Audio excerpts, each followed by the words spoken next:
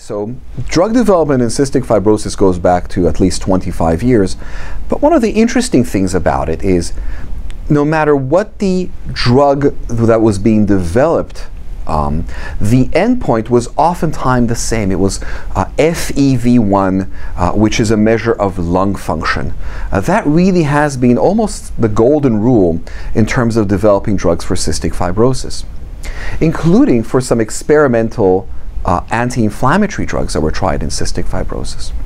In our case, we actually had a very noteworthy departure from that. We are the first clinical program that has gone to the FDA based on our phase 2A data and has walked out with agreement from the FDA that in our case, the primary clinical endpoint on which registration will be based is actually not lung function, not FEV1, but instead another measure, a measure known as pulmonary exacerbations. These are these flare-ups that patients have in especially their lung symptoms that are driven by the inflammatory response. What's interesting about pulmonary exacerbations is it's much easier to chart the course of pulmonary exacerbations versus decline in the patient, both morbidity and mortality. The other thing that's interesting about pulmonary exacerbations is despite all the novel drugs we've had in the last 25 years, the rate of pulmonary exacerbation in the CF population remains unchanged.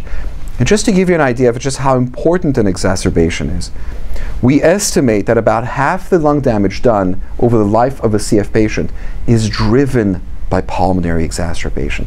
These are incredibly damaging, terrifying, and expensive episodes that occur more and more frequently as patients grow older.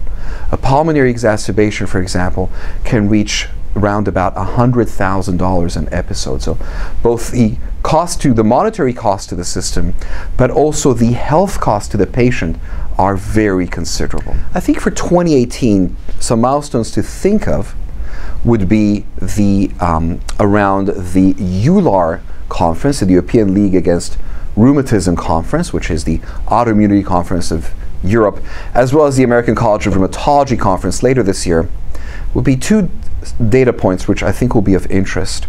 The one is the latest installment of our open label extension for our systemic sclerosis or scleroderma study. In November of last year, we showcased our 6-month open label extension, and I think the results were quite exciting. This time, we're looking forward to showcasing the 1-year open label extension.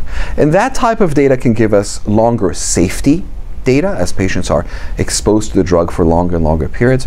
It also gives us additional insights, albeit in the context of an open label extension study, into efficacy.